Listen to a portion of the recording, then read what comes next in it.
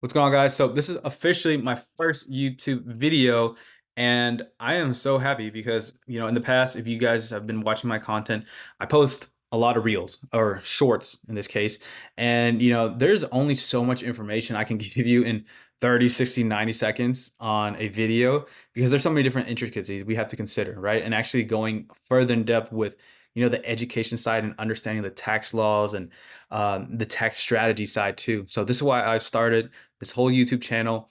And go ahead if you guys can subscribe if you think I deserve it, and if you want to continue to get more videos, just so that I know, hey, like there's people that are interested in getting educated on the whole tax side. So first things first is I want to start off. We're going to go into accounting basics, but I just want to introduce myself. My name is Alan Pham, founder of AP and Associates, where we help our coaches, content creators, and small business go from taxpayer to tax saver by leveraging the tax code to the full extent.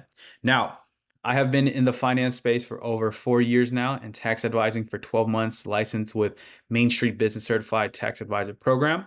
I help my clients know exactly where they are financially at all times and have saved clients up to $130,000 in taxes in a given year. Now, this varies for every single client, and every client situation is very unique. We've saved clients $500, 1,000, 5,000, 20,000, and in some cases, 130,000.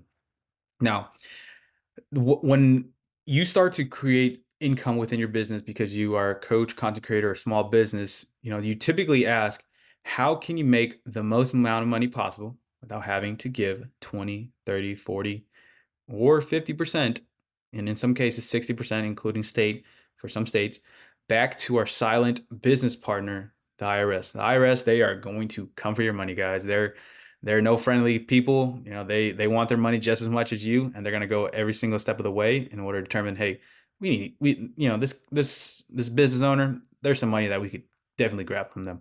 Now, every financial decision you have towards your business can affect you, the business, and you personally. This is why it's so important to understand where we are financially, so that we aren't having to pay, these magnificent, not these magnificent, these enormous amounts of taxes that are supposed to be due to us now, due to the IRS.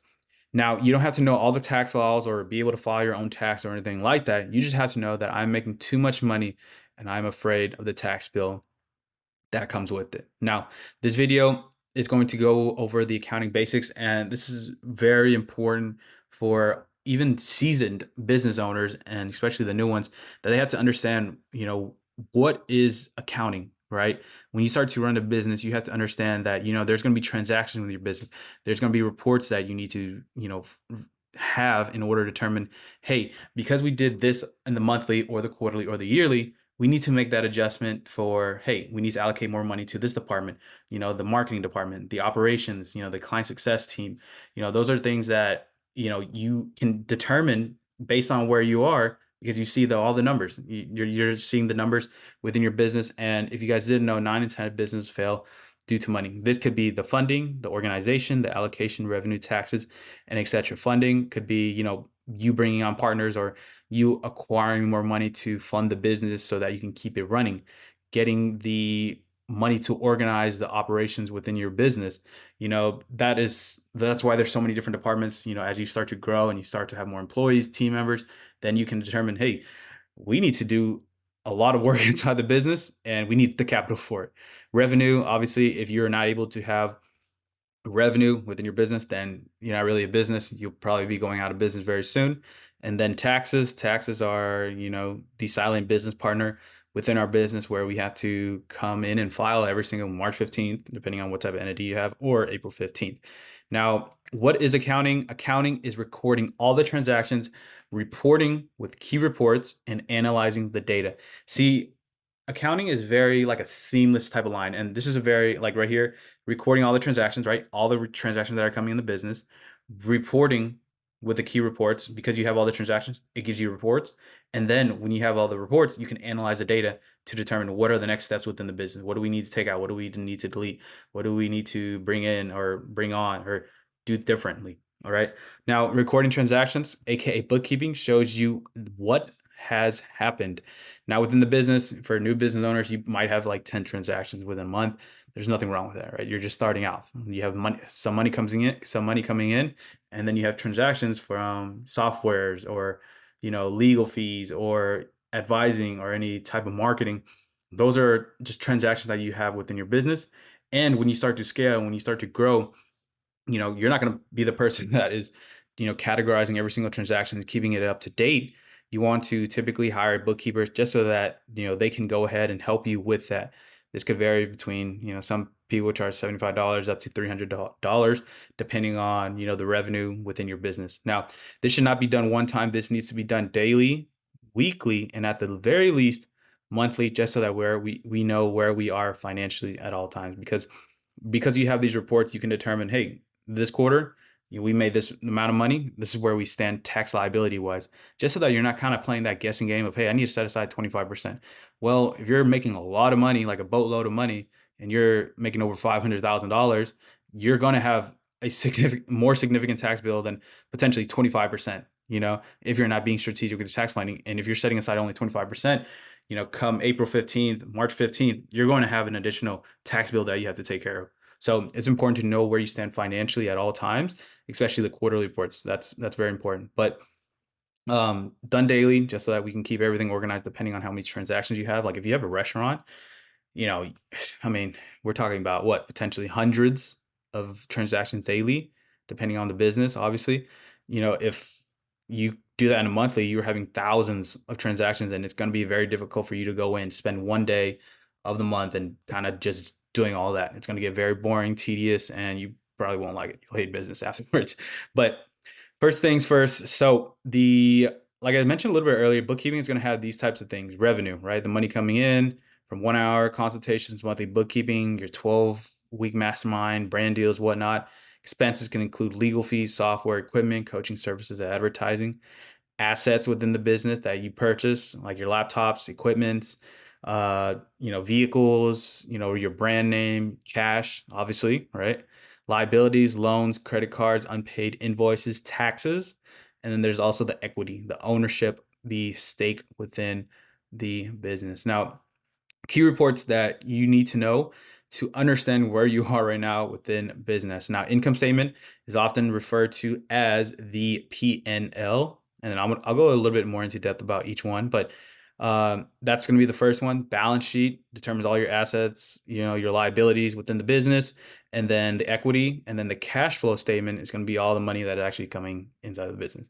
And I'll show you guys a small example up here about a more obviously publicly traded company, and their books are gonna be way more complex, but your books is not gonna be complex. But just to show you, if this is your first time seeing accounting, I want you guys to understand this, and you guys can reference this. If you guys want to go look at another publicly traded company, then that's completely fine. So income statements are typically monthly and show your revenue, expenses, and profit. How profitable is your business? If you are in a business that's coaching, you're going to be assuming you're very profitable with determining based on your pricing and all that. Typically we want to at least be coaching profitable 50%, because then we can bring in a sales team and then let them kind of take care of that. It's obviously going to push your, margins a little more down lower, but that's the strategy side to it. But how profitable is your business is very important. That's how we're actually able to get paid and become a influence within our community or whatever your niche is, right? Balance sheets is a financial position of the business. It shows the assets, liabilities, and equities. Like I said, I'll show you guys a little bit more in depth here in a moment. Cash flow tracks all the money going in and out. Analyzing the data lets you make future decisions. Find products with better margins. For all my content creators, there's there's content creators that have they because they're on the keyboard all the time, they have their own keyboard, right? I can't pick it up right now, but uh they want to go ahead and make their own. They go to China or find a local supplier, get keyboards made with their brand name, cool design, whatnot, make it very unique to them.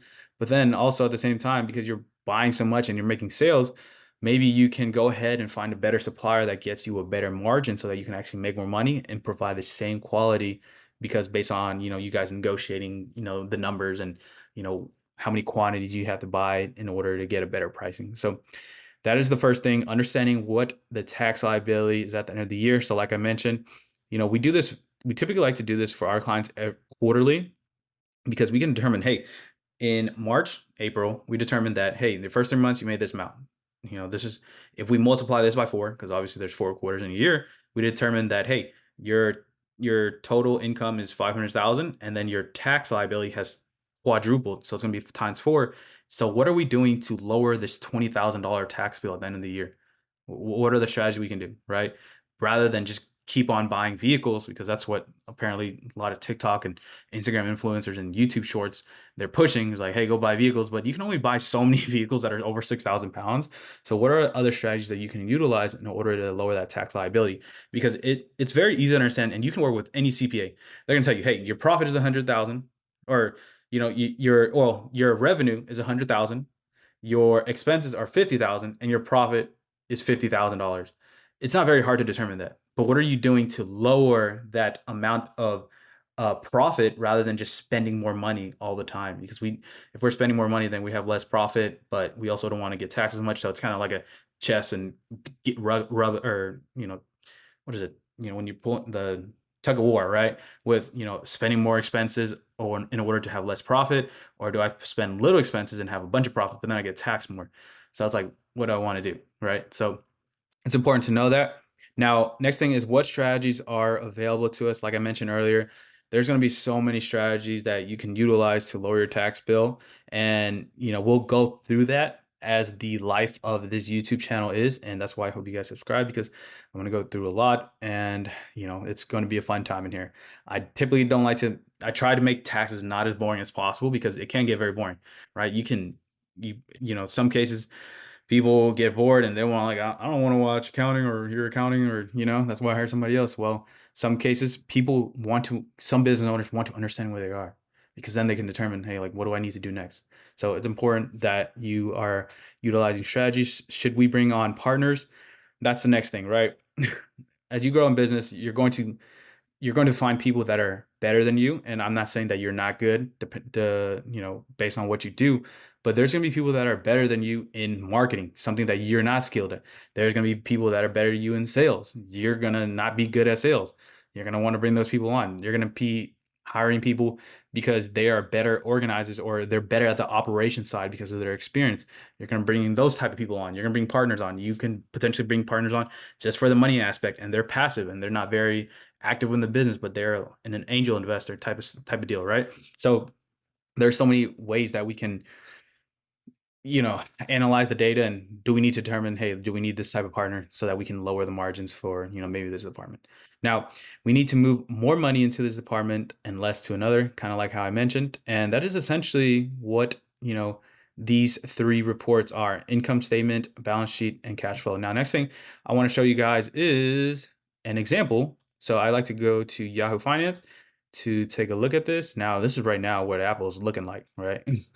You guys can see it all. Now, since Apple is a publicly traded company, they typically do their reports yearly. Now, what is the first thing that we talked about?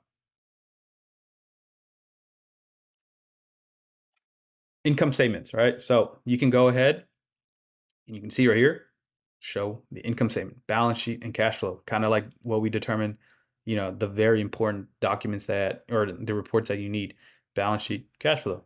Cool. We can take a look at it real quick. I'm not going to go into depth, but there's a lot of information that can be packed inside of here. And obviously, if you actually have the financials of the company, there's going to be even more information inside of this. Now you can see right here the total revenue, right? The P&L, the profit and loss, and the revenue, expenses, all the other information that comes with it. And there's just so much, guys, that you guys can take a look at this. Same thing with the balance sheet,